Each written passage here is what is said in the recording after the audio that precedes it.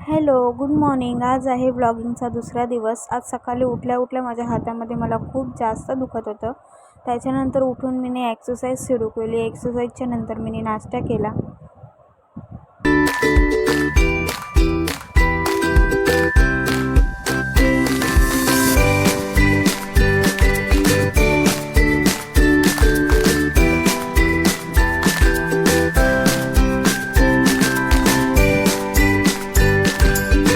Exercise करून झाल्याच्या नंतर मी थोडासा नाश्ता केला आहे.